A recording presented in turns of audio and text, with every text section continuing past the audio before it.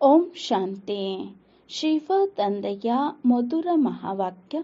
ಮುರುಳಿಯ ದಿನಾಂಕ 12/3/2024. ಪ್ರಾತಃ ಮುರುಳಿ ಬಾಪ್ದಾದ ಮಧುಬನ.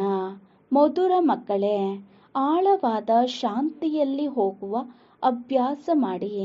ಬುದ್ಧಿಯು ತಂದೆಯ ಕಡೆ ಇದ್ದಾಗ ತಂದೆಯೂ ಸಹ ನಿಮಗೆ ಅಶರೀರಿಯಾಗಲು ಸಕಾಶ ಕೊಡುತ್ತಾರೆ.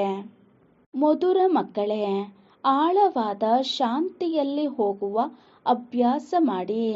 ಬುದ್ಧಿಯು ತಂದೆಯ ಕಡೆ ಇದ್ದಾಗ ತಂದೆಯೂ ಸಹ ನಿಮಗೆ ಅಶರೀರಿಯಾಗಲು ಸಕಾಶ ಕೊಡುತ್ತಾರೆ. ಪ್ರಶ್ನೆ: ಯಾವಾಗ ನೀವು ಮಕ್ಕಳಿಗೆ ಜ್ಞಾನದ ಮೂರನೆಯ ನೇತ್ರವು ಸಿಗುತ್ತದೆ ಆಗ ಯಾವ ಸಾಕ್ಷಾತ್ಕಾರವಾಗಿ ಬಿಡುತ್ತದೆ? ಯಾವಾಗ ನೀವು ಮಕ್ಕಳಿಗೆ ಜ್ಞಾನದ ಮೂರನೇ ನೇತ್ರವು ಸಿಗುತ್ತದೆ ಆಗ ಯಾವ ಸಾಕ್ಷಾತ್ಕಾರವಾಗಿ ಬಿಡುತ್ತದೆ?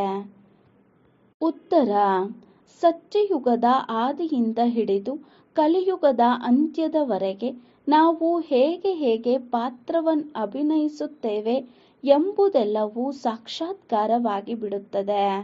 ನೀವು ಇಡೀ ವಿಶ್ವವನ್ನು ಆದಿಯಿಂದ ಅಂತ್ಯದವರೆಗೆ ಅರಿತುಕೊಂಡು ಬಿಡುತ್ತೀರಿ.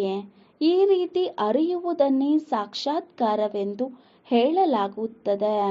ಈಗ ನೀವು ತಿಳಿಯುತ್ತೀರಿ, ನಾವು ದೈವಿ ಗುಣವುಳ್ಳ ದೇವತೆಗಳಾಗಿದ್ದೇವೆ, ಮತ್ತೆ ಆಸುರಿ ಗುಣವುಳ್ಳವರಾದೆವು.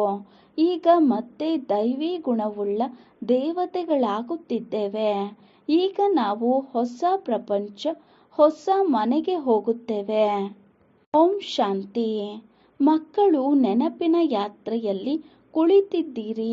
ಬೇಹದ್ದಿನ ತಂದೆಯು ಯಾತ್ರೆಯಲ್ಲಿ ಕುಳಿತುಕೊಂಡಿಲ್ಲ. ಕೇವಲ ಅವರು ಮಕ್ಕಳಿಗೆ ಸಕಾಶದ ಸಹಯೋಗವನ್ನು ಕೊಡುತ್ತಿದ್ದಾರೆ, ಅರ್ಥಾತ್ ಈ ಶರೀರವನ್ನು ಮರೆಸುತ್ತಿದ್ದಾರೆ. ಮಕ್ಕಳು ಈ ಸ್ಥೂಲ ಶರೀರವನ್ನು ಮರೆಯಲೆಂದು ತಂದೆಯ ಸಹಯೋಗ ಸಿಗುತ್ತದೆ. ಆತ್ಮಗಳಿಗೆ ಸಕಾಶ ಕೊಡುತ್ತಾರೆ, ಏಕೆಂದರೆ ತಂದೆಯು ನೋಡುವುದೇ ಆತ್ಮಗಳ ಕಡೆ. ನೀವು ಪ್ರತಿಯೊಬ್ಬರ ಬುದ್ಧಿಯು ತಂದೆಯ ಕಡೆ ಹೋಗುತ್ತದೆ. ತಂದೆಯ ಬುದ್ಧಿ ಹಾಗೂ ದೃಷ್ಟಿಯು ಮಕ್ಕಳ ಕಡೆ ಹೋಗುತ್ತದೆ. ಅಂತರವಿದೆಯಲ್ಲವೇ? ಆಳವಾದ ಶಾಂತಿಯ ಅಭ್ಯಾಸ ಮಾಡುತ್ತೀರಿ. ಶರೀರವನ್ನು ಬಿಟ್ಟು ಭಿನ್ನರಾಗಲು ಬಯಸುತ್ತೀರಿ. ಆತ್ಮವು ತಿಳಿಯುತ್ತದೆ, ಎಷ್ಟು ನೆನಪು ಮಾಡುತ್ತಿರುತ್ತೇವೆಯೋ ಅಷ್ಟು ಈ ಶರೀರದಿಂದ ಹೊರ ಹೋಗುತ್ತೇವೆ. ಹೇಗೆ ಸರ್ಪದ ಉದಾಹರಣೆಯನ್ನು ಕೊಡುತ್ತಾರೆ, ಯಾವ ಉದಾಹರಣೆ ಕೊಡುತ್ತಾರೆಯೋ ಅದರಲ್ಲಿ ಏನಾದರೂ ವಿಶೇಷತೆ ಇರುತ್ತದೆ. ನಿಮಗೂ ಗೊತ್ತಿದೆ, ನಾವು ಶರೀರವನ್ನು ಬಿಟ್ಟು ಹಿಂತಿರುಗಿ ಹೋಗುತ್ತೇವೆ ಮತ್ತು ಬರುತ್ತೇವೆ. ಈ ಮಾತುಗಳನ್ನು ಮತ್ಯಾರೂ ಅರಿತಿಲ್ಲ. ಈ ನಾಟಕವನ್ನು ಯಾರೂ ತಿಳಿದುಕೊಂಡಿಲ್ಲ. ಈ ನೆನಪಿನಿಂದ ವಿಕರ್ಮಗಳು ವಿನಾಶವಾಗುತ್ತವೆ ಎಂಬ ಗ್ಯಾರಂಟಿಯನ್ನು ಯಾರೂ ಕೊಡುವುದಿಲ್ಲ ಮತ್ತು ಈ ಮಾತುಗಳನ್ನು ಯಾರೂ ತಿಳಿಸುವುದಿಲ್ಲ. ಈಗ ನಾವು ಹಿಂತಿರುಗಿ ಹೋಗಬೇಕಾಗಿದೆ ಎಂದು ಮಕ್ಕಳಿಗೂ ಗೊತ್ತಿದೆ. ಆತ್ಮದ ಬುದ್ಧಿಯೋಗವು ಆ ಕಡೆ ಇದೆ. ಈಗ ನಾಟಕವು ಮುಕ್ತಾಯವಾಗಿದೆ. ಮನೆಗೆ ಹೋಗಬೇಕಾಗಿದೆ. ತಂದೆಯನ್ನೇ ನೆನಪು ಮಾಡಬೇಕಾಗಿದೆ, ಏಕೆಂದರೆ ಅವರೇ ಪತಿತ ಪಾವನ ಆಗಿದ್ದಾರೆ. ಸ್ಥೂಲ ನೀರಿಗಂತೂ ಮುಕ್ತಿದಾತ ಮಾರ್ಗದರ್ಶಕನೆಂದು ಹೇಳುವುದಿಲ್ಲ. ಒಬ್ಬ ತಂದೆಯೇ ಮುಕ್ತಿದಾತ ಮತ್ತು ಮಾರ್ಗದರ್ಶಕನಾಗಲು ಸಾಧ್ಯ. ಇವು ಸಹ ಬಹಳ ತಿಳಿದುಕೊಳ್ಳುವ ಮತ್ತು ತಿಳಿಸುವ ಮಾತುಗಳಾಗಿವೆ. ಅವರದಂತೂ ಭಕ್ತಿಯಾಗಿದೆ, ಅದರಿಂದ ಯಾರ ಕಲ್ಯಾಣವೂ ಆಗುವುದಿಲ್ಲ. ಮಕ್ಕಳಿಗೂ ಗೊತ್ತಿದೆ, ನೀರು ಸ್ನಾನಕ್ಕಾಗಿ ಇದೆ. ಈ ಸ್ಥೂಲ ನೀರು ಎಂದೂ ಪಾವನರನ್ನಾಗಿ ಮಾಡಲು ಸಾಧ್ಯವಿಲ್ಲ. ಆದರೆ ಅವರ ಪಾವನೆಗೆ ಫಲ ಸಿಗುತ್ತದೆ ಎಂದಲ್ಲ, ಭಕ್ತಿ ಮಾರ್ಗದಲ್ಲಿ ಅದರ ಮಹತ್ವವನ್ನಿಟ್ಟಿದ್ದಾರೆ. ಇವೆಲ್ಲ ಮಾತುಗಳಿಗೆ ಅಂಧಶ್ರದ್ಧೆ ಎಂದು ಹೇಳಲಾಗುತ್ತದೆ. ಇಂತಹ ಅಂಧಶ್ರದ್ಧೆಯನ್ನು ಇಟ್ಟುಕೊಳ್ಳುತ್ತಾ ಮನುಷ್ಯರಿಗೆ ಕುರುಡರ ಮಕ್ಕಳು ಕುರುಡರೆಂದು ಬಿರುದು ಸಿಕ್ಕಿಬಿಡುತ್ತದೆ. ಭಗವಾನುವಾಚ ಇದೆಯಲ್ಲವೇ, ಅಂಧರು ಮತ್ತು ಕಣ್ಣು ಇರುವವರು ಯಾರು ಎಂಬುದು ಸಹ ನಿಮಗೆ ಗೊತ್ತಿದೆ. ಈಗ ಇಡೀ ಸೃಷ್ಟಿಯ ಆದಿ ಮಧ್ಯ ಅಂತ್ಯವನ್ನು ತಂದೆಯ ಮೂಲಕ ಅರಿತುಕೊಂಡಿದ್ದೀರಿ. ನೀವು ತಂದೆಯನ್ನು ಅರಿತಿದ್ದೀರಿ ಅಂದ ಮೇಲೆ ಸೃಷ್ಟಿಯ ಆದಿ ಮಧ್ಯ ಅಂತ್ಯ ಮತ್ತು ಅದರ ಆಯಸ್ಸನ್ನು ಅರಿತಿದ್ದೀರಿ. ಒಂದೊಂದು ವಿಚಾರದ ಬಗ್ಗೆ ವಿಚಾರ ಸಾಗರ ಮಂಥನ ಮಾಡಿ ತಮಗೆ ತಾವೇ ನಿರ್ಣಯ ತೆಗೆದುಕೊಳ್ಳಬೇಕು. ಭಕ್ತಿ ಮತ್ತು ಜ್ಞಾನದ ವ್ಯತ್ಯಾಸವಿದೆ. ಜ್ಞಾನವು ಸಂಪೂರ್ಣ ಭಿನ್ನವಾಗಿದೆ. ಈ ಜ್ಞಾನವು ಪ್ರಸಿದ್ಧವಾಗಿದೆ. ರಾಜಯೋಗದ ವಿದ್ಯೆಯಲ್ಲವೇ? ಮಕ್ಕಳಿಗೆ ಇದೂ ಸಹ ತಿಳಿದಿದೆ. ದೇವತೆಗಳು ಸಂಪೂರ್ಣ ನಿರ್ವಿಕಾರಿಗಳಾಗಿದ್ದರು. ರಚಯಿತ ತಂದೆಯೇ ಕುಳಿತು ತಮ್ಮ ಪರಿಚಯವನ್ನು ಕೊಡುತ್ತಾರೆ. ಅವರು ಪರಮ ಆತ್ಮನಾಗಿದ್ದಾರೆ. ಪರಮಾತ್ಮನೆಂದು ತಂದೆಗೆ ಹೇಳುತ್ತಾರೆ. ಆಂಗ್ಲ ಭಾಷೆಯಲ್ಲಿ ಸುಪ್ರೀಂ ಸೋಲ್ ಎಂದು ಹೇಳಲಾಗುತ್ತದೆ. ಸೋಲ್ ಅರ್ಥಾತ್ ಆತ್ಮ ಎಂದಾಗಿದೆ. ತಂದೆಯ ಆತ್ಮವು ದೊಡ್ಡ ಗಾತ್ರದಲ್ಲಿರುವುದಿಲ್ಲ. ಹೇಗೆ ನೀವು ಆತ್ಮರಿದ್ದೀರೋ ತಂದೆಯೂ ಸಹ ಹಾಗೆಯೇ ಇದ್ದಾರೆ. ನಿಮ್ಮ ಗಾತ್ರ ಚಿಕ್ಕದು, ತಂದೆಯ ಗಾತ್ರ ದೊಡ್ಡದು. ಈ ರೀತಿ ಇಲ್ಲ. ಈ ಜ್ಞಾನಸಾಗರ ತಂದೆಯು ಬಹಳ ಪ್ರೀತಿಯಿಂದ ಮಕ್ಕಳಿಗೆ ತಿಳಿಸುತ್ತಿರುತ್ತಾರೆ. ಪಾತ್ರವನ್ನು ಅಭಿನಯಿಸುವುದು ಆತ್ಮವಾಗಿದೆ. ಅವಶ್ಯಕವಾಗಿ ಶರೀರ ಧಾರಣೆ ಮಾಡಿ ಪಾತ್ರವನ್ನು ಅಭಿನಯಿಸುತ್ತದೆ. ಆತ್ಮವಿರುವ ಸ್ಥಾನವು ಶಾಂತಿಧಾಮವಾಗಿದೆ. ಮಕ್ಕಳಿಗೂ ತಿಳಿದಿದೆ ಆತ್ಮಗಳು ಬ್ರಹ್ಮ ತತ್ವದಲ್ಲಿರುತ್ತಾರೆ. ಹೇಗೆ ಹಿಂದೂಸ್ಥಾನದಲ್ಲಿರುವವರು ತಮ್ಮನ್ನು ಹಿಂದೂಗಳೆಂದು ಹೇಳಿಕೊಳ್ಳುತ್ತಾರೆ, ಹಾಗೆಯೇ ಬ್ರಹ್ಮಾಂಡದಲ್ಲಿರುವವರು ಬ್ರಹ್ಮ ತತ್ವವನ್ನೇ ಈಶ್ವರನೆಂದು ತಿಳಿದುಕೊಂಡಿದ್ದಾರೆ. ನಾಟಕದಲ್ಲಿ ಕೆಳಗೆ ಇಳಿಯುವ ಉಪಾಯವು ನೋಂದಾವಣೆಯಾಗಿದೆ. ಯಾರೂ ಹಿಂತಿರುಗಿ ಹೋಗಲು ಸಾಧ್ಯವಿಲ್ಲ. ಭಲೆ ಯಾರೆಷ್ಟೇ ಪರಿಶ್ರಮ ಪಡಲಿ, ಯಾವಾಗ ನಾಟಕ ಮುಕ್ತಾಯವಾಗುತ್ತದೆಯೋ ಆಗ ಎಲ್ಲ ಪಾತ್ರಧಾರಿಗಳು ಒಟ್ಟಿಗೆ ಸೇರುತ್ತಾರೆ. ರಚಯಿತ ಮುಖ್ಯ ಪಾತ್ರಧಾರಿಗಳು ಸಹ ಎದ್ದು ನಿಲ್ಲುತ್ತಾರೆ. ಈಗ ಈ ನಾಟಕವು ಮುಕ್ತಾಯವಾಗುತ್ತದೆ ಎಂದು ಮಕ್ಕಳಿಗೆ ಗೊತ್ತಿದೆ. ಈ ಮಾತುಗಳನ್ನು ಯಾವುದೇ ಸಾಧು ಸಂತ ಮೊದಲಾದವರು ಅರಿತುಕೊಳ್ಳಲು ಸಾಧ್ಯವಿಲ್ಲ. ಈ ಆತ್ಮದ ಜ್ಞಾನವು ಯಾರಿಗೂ ಇಲ್ಲ. ಪರಮಾತ್ಮ ತಂದೆಯೂ ಇಲ್ಲಿ ಒಂದೇ ಬಾರಿ ಬಂದಿದ್ದಾರೆ. ಮತ್ತೆಲ್ಲರೂ ಇಲ್ಲಿ ಪಾತ್ರವನ್ನು ಅಭಿನಯಿಸಲೇಬೇಕಾಗಿದೆ. ವೃದ್ಧಿಯಾಗುತ್ತಾ ಇರುತ್ತದೆಯಲ್ಲವೇ? ಆತ್ಮಗಳೆಲ್ಲರೂ ಎಲ್ಲಿಂದ ಬಂದರು? ಒಂದು ವೇಳೆ ಯಾರಾದರೂ ಹಿಂತಿರುಗಿ ಹೋಗುವಂತಿದ್ದರೆ ಮತ್ತೆ ಅದೇ ಸಂಪ್ರದಾಯವಾಗಿ ಬಿಡುತ್ತಿತ್ತು. ಅಂದರೆ ಒಬ್ಬರು ಬಂದರು, ಇನ್ನೊಬ್ಬರು ಹೋದರು. ಮತ್ತೆ ಅದರಲ್ಲಿ ಪುನರ್ಜನ್ಮವೆಂದು ಹೇಳುವುದಕ್ಕೆ ಆಗುತ್ತಿರಲಿಲ್ಲ. ಪುನರ್ಜನ್ಮವಂತೂ ಪ್ರಾರಂಭದಿಂದಲೇ ನಡೆದು ಬರುತ್ತದೆ. ಮೊದಲ ನಂಬರಿನಲ್ಲಿ ಈ ಲಕ್ಷ್ಮೀನಾರಾಯಣರಿದ್ದಾರೆ. ಪುನರ್ಜನ್ಮವನ್ನು ತೆಗೆದುಕೊಳ್ಳುತ್ತಾ ಯಾವಾಗ ಅಂತ್ಯದಲ್ಲಿ ಬಂದು ಬಿಡುತ್ತಾರೆ, ಆಗ ಮತ್ತೆ ಮೊದಲ ನಂಬರಿಗೆ ಹೋಗಬೇಕಾಗುತ್ತದೆ. ಇದರಲ್ಲಿ ಸಂಶಯದ ಮಾತಿರಲು ಸಾಧ್ಯವಿಲ್ಲ. ಸ್ವಯಂ ಆತ್ಮಗಳ ತಂದೆಯೇ ಬಂದು ಆತ್ಮಗಳಿಗೆ ತಿಳಿಸುತ್ತಾರೆ. ಏನು ತಿಳಿಸುತ್ತಾರೆ? ತಮ್ಮ ಪರಿಚಯವನ್ನು ಕೊಡುತ್ತಾರೆ. ಪರಮಾತ್ಮ ಯಾರೆಂಬುದು ಮೊದಲು ಗೊತ್ತಿರಲಿಲ್ಲ. ಕೇವಲ ಶಿವನ ಮಂದಿರಕ್ಕೆ ಹೋಗುತ್ತಿದ್ದೆವು. ಇಲ್ಲಂತೂ ಅನೇಕ ಮಂದಿರಗಳಿವೆ. ಆದರೆ ಶಿವ ಯಾರೆಂಬುದು ಗೊತ್ತಿರಲಿಲ್ಲ. ಸತ್ಯಯುಗದ ಮಂದಿರ, ಪೂಜೆ ಮೊದಲಾದವುಗಳು ಇರುವುದೇ ಇಲ್ಲ. ಅಲ್ಲಿ ನೀವು ಪೂಜ್ಯ ದೇವಿ ದೇವತೆಗಳಾಗಿದ್ದೀರಿ. ಅರ್ಧ ಕಲ್ಪದ ನಂತರ ಪೂಜಾರಿಗಳಾಗುತ್ತೀರಿ. ಆಗ ಅವರನ್ನು ದೇವಿ ದೇವತೆಗಳೆಂದು ಹೇಳುವುದಿಲ್ಲ. ಮತ್ತೆ ತಂದೆಯು ಬಂದು ಪೂಜ್ಯರನ್ನಾಗಿ ಮಾಡುತ್ತಾರೆ. ಮತ್ಯಾವ ದೇಶದಲ್ಲಿಯೂ ಈ ಗಾಯನವಿಲ್ಲ. ರಾಮರಾಜ್ಯ ರಾವಣ ರಾಜ್ಯವನ್ನು ಈಗ ನೀವು ತಿಳಿದುಕೊಂಡಿದ್ದೀರಿ.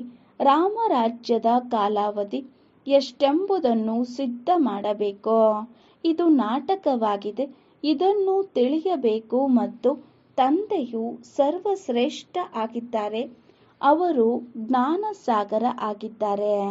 ನಾವು ಅವರ ಮೂಲಕ ಶ್ರೇಷ್ಠಾತಿ ಶ್ರೇಷ್ಠರಾಗುತ್ತೇವೆ. ಶ್ರೇಷ್ಠ ಪದವಿಯೂ ಸಿಗುತ್ತದೆ. ತಂದೆಯು ನಮಗೆ ಓದಿಸುತ್ತಿದ್ದಾರೆ ಎಂದು ಮೇಲೆ ದೈವಿ ಗುಣಗಳನ್ನು ಧಾರಣೆ ಮಾಡಬೇಕು.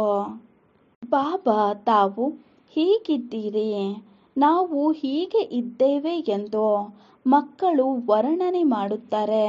ಈ ಸಮಯದಲ್ಲಿ ನಿಮಗೆ ಗೊತ್ತಿದೆ, ನಾವು ಇವರಂತಹ ಸಂಪೂರ್ಣ ನಿರ್ವಿಕಾರಿಗಳಾಗಬೇಕಾಗಿದೆ. ತಂದೆಯನ್ನು ನೆನಪು ಮಾಡದ ವಿನಃ ಮತ್ಯಾವ ಉಪಾಯವಿಲ್ಲ. ಒಂದು ವೇಳೆ ಯಾರಿಗಾದರೂ ಬೇರೆ ಉಪಾಯ ಗೊತ್ತಿದ್ದರೆ ತಿಳಿಸಲಿ. ಆತ್ಮವೇ ನಿರ್ವಿಕಾರಿಯಾಗುತ್ತದೆ. ಬ್ರಹ್ಮ ತತ್ವಕ್ಕೆ ಆತ್ಮವೆಂದು ಹೇಳಲು ಆಗುವುದಿಲ್ಲ. ಅದು ಕೇವಲ ಇರುವಂತಹ ಸ್ಥಾನವಾಗಿದೆ. ಮಕ್ಕಳಿಗೆ ತಿಳಿಸಲಾಗಿದೆ, ಆತ್ಮದಲ್ಲಿಯೇ ಬುದ್ಧಿ ಇದೆ. ಅದು ಯಾವಾಗ ತಮೋ ಪ್ರಧಾನವಾಗಿ ಬಿಡುತ್ತದೆ ಆಗ ಬುದ್ಧಿಹೀನವಾಗುತ್ತದೆ. ಬುದ್ಧಿವಂತ ಮತ್ತು ಬುದ್ಧಿಹೀನವಾಗುತ್ತದೆಯಲ್ಲವೇ? ನಿಮ್ಮ ಬುದ್ಧಿಯು ಸ್ವಚ್ಛವಾಗಿರುತ್ತದೆ ಮತ್ತೆ ಕೊಳಕಾಗುತ್ತದೆ. ನಿಮಗೆ ಪವಿತ್ರತೆ ಮತ್ತು ಅಪವಿತ್ರತೆಯ ಅಂತರವೂ ತಿಳಿದಿದೆ. ಅಪವಿತ್ರ ಆತ್ಮವು ಹಿಂತಿರುಗಿ ಹೋಗಲು ಸಾಧ್ಯವಿಲ್ಲ. ಈಗ ಅಪವಿತ್ರರಿಂದ ಪವಿತ್ರರಾಗುವುದಕ್ಕಾಗಿಯೇ ಕೂಗುತ್ತಿರುತ್ತಾರೆ. ಇದು ನಾಟಕದಲ್ಲಿ ನಿಗದಿಯಾಗಿದೆ.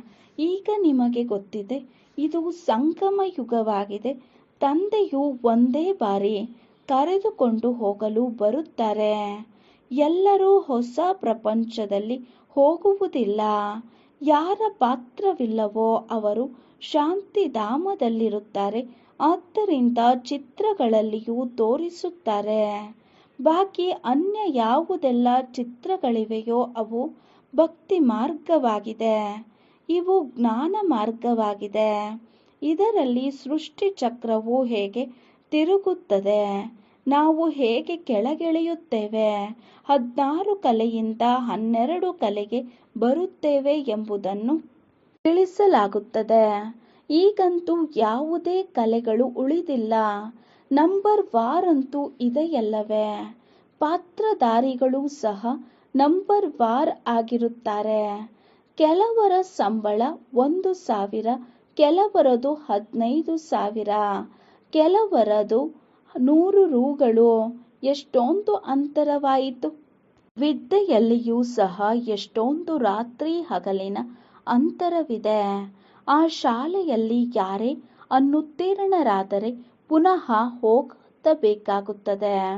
ಆದರೆ ಇಲ್ಲಿ ಪುನಃ ಓದುವ ಮಾತೇ ಇಲ್ಲ. ಪದವಿಯು ಕಡಿಮೆಯಾಗಿ ಬಿಡುತ್ತದೆ. ಮತ್ತೆಂದೂ ವಿದ್ಯಾಭ್ಯಾಸವು ನಡೆಯುವುದಿಲ್ಲ.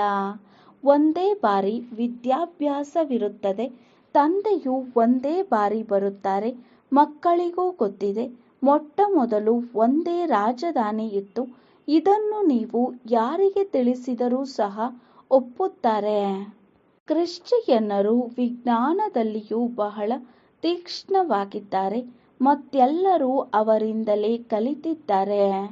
ಅವರದು ಅಷ್ಟು ಪಾರಸ ಬುದ್ಧಿಯೂ ಅಲ್ಲ, ಅಷ್ಟು ಕಲ್ಲು ಬುದ್ಧಿಯೂ ಆಗಿರುವುದಿಲ್ಲ. ಈ ಸಮಯದಲ್ಲಿ ಅವರ ಬುದ್ಧಿಯು ಚಮತ್ಕಾರ ಮಾಡುತ್ತಿದೆ.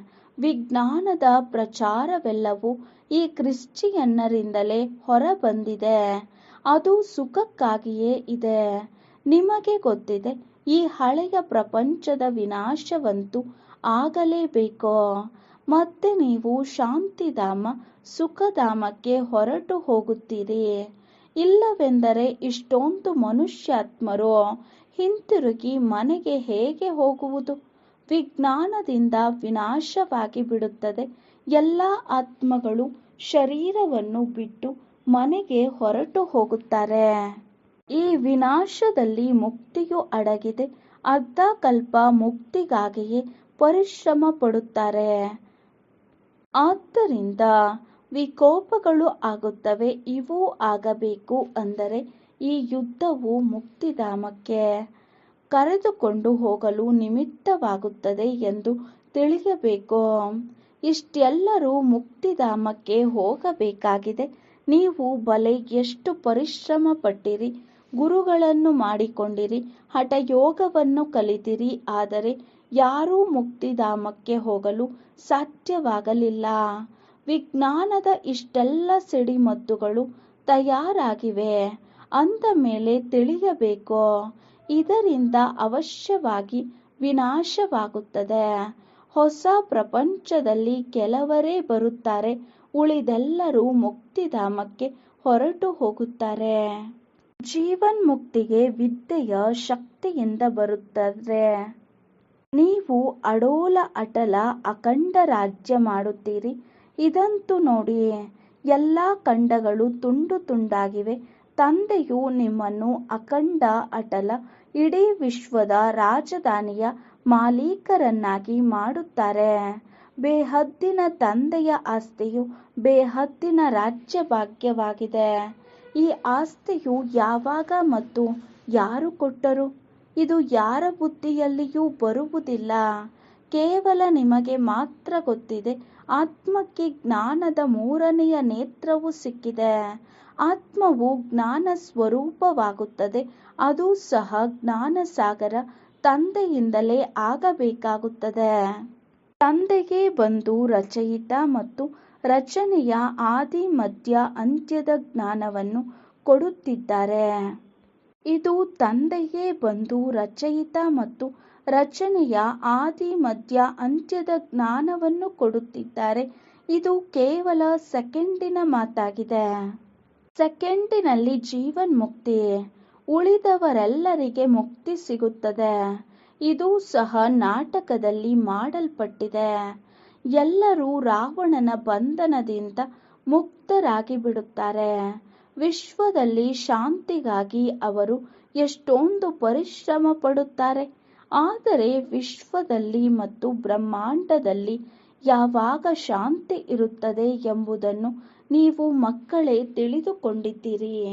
ಬ್ರಹ್ಮಾಂಡದಲ್ಲಿ ಶಾಂತಿ ಇದೆ ಎಂದು ಹೇಳಲಾಗುತ್ತದೆ ಮತ್ತು ವಿಶ್ವದಲ್ಲಿ ಶಾಂತಿ ಮತ್ತು ಸುಖ ಎರಡೂ ಇರುತ್ತದೆ. ವಿಶ್ವ ಬೇರೆ ಮತ್ತು ಬ್ರಹ್ಮಾಂಡವೇ ಬೇರೆಯಾಗಿದೆ. ಸೂರ್ಯ, ಚಂದ್ರ, ನಕ್ಷತ್ರಗಳಿಗಿಂತಲೂ ಮೇಲೆ ಬ್ರಹ್ಮಾಂಡವಿದೆ. ಅಲ್ಲಿ ಇದೇನೂ ಇರುವುದಿಲ್ಲ. ಅದಕ್ಕೆ ಶಾಂತಿಧಾಮವೆಂದು ಹೇಳಲಾಗುತ್ತದೆ. ಶರೀರವನ್ನು ಬಿಟ್ಟು ಶಾಂತಿಯಲ್ಲಿ ಹೊರಟು ಹೋಗುತ್ತಾರೆ. ತಾವು ಮಕ್ಕಳಿಗೆ ಅದು ನೆನಪಿದೆ. ನೀವು ಈ ಸಮಯದಲ್ಲಿ ಅಲ್ಲಿಗೆ ಹೋಗುವ ತಯಾರಿ ಮಾಡಿಕೊಳ್ಳುತ್ತಿದ್ದೀರಿ. ಮತ್ಯಾರೂ ತಿಳಿದುಕೊಂಡಿಲ್ಲ. ನಿಮ್ಮಿಂದ ತಯಾರಿ ಮಾಡಿಸಲಾಗುತ್ತದೆ. ಬಾಕಿ ಈ ಯುದ್ಧವು ಕಲ್ಯಾಣಕಾರಿಯಾಗಿದೆ, ಏಕೆಂದರೆ ಎಲ್ಲರ ಲೆಕ್ಕಾಚಾರಗಳು ಸಮಾಪ್ತಿಯಾಗಲಿದೆ. ಎಲ್ಲರೂ ಪವಿತ್ರರಾಗಿ ಬಿಡುತ್ತಾರೆ. ಯೋಗ ಅಗ್ನಿಯಾಗಿದೆಯಲ್ಲವೇ? ಅಗ್ನಿಯಿಂದ ಪ್ರತಿಯೊಂದು ವಸ್ತುವು ಪವಿತ್ರವಾಗುತ್ತದೆ. ಹೇಗೆ ತಂದೆಯು ನಾಟಕದ ಆದಿ ಮಧ್ಯ ಅಂತ್ಯವನ್ನು ತಿಳಿದುಕೊಂಡಿದ್ದಾರೆಯೋ ಹಾಗೆಯೇ ನೀವು ಪಾತ್ರಧಾರಿಗಳೂ ಸಹ ನಾಟಕದ ಆದಿ ಮಧ್ಯ ಅಂತ್ಯವನ್ನು ತಿಳಿಯಬೇಕಾಗಿದೆ. ಈ ರೀತಿ ತಿಳಿಯುವುದನ್ನೇ ಸಾಕ್ಷಾತ್ಕಾರವೆಂದು ಹೇಳಲಾಗುತ್ತದೆ. ಈಗ ನಿಮ್ಮ ಜ್ಞಾನದ ಮೂರನೆಯ ನೇತ್ರವು ತೆರೆದಿದೆ. ಅವಶ್ಯಕವಾಗಿ ನಾವು ಇಡೀ ವಿಶ್ವವನ್ನೇ ಸತ್ಯಯುಗದ ಆದಿಯಿಂದ ಕಲಿಯುಗದ ಅಂತ್ಯದವರೆಗೆ ಪೂರ್ಣ ಅರಿತುಕೊಳ್ಳುತ್ತಿದ್ದೇವೆ. ಯಾವುದೇ ಮನುಷ್ಯ ಮಾತ್ರರು ತಿಳಿದುಕೊಂಡಿಲ್ಲ. ನಾವು ಯಾವ ದೈವಿ ಗುಣವಂತರಾಗಿದ್ದೇವೆಯೋ ಅವರೇ ನಂತರ ಆಸುರಿ ಗುಣವುಳ್ಳವರು ಆಗುತ್ತೇವೆ. ತಂದೆಯು ಮತ್ತೆ ಬಂದು ದೈವಿ ಗುಣವುಳ್ಳಂತವರನ್ನಾಗಿ ಮಾಡುತ್ತಾರೆ. ತಂದೆಯು ಬರುವುದೇ ಪತಿತರನ್ನು ಪಾವನ ಮಾಡಲು.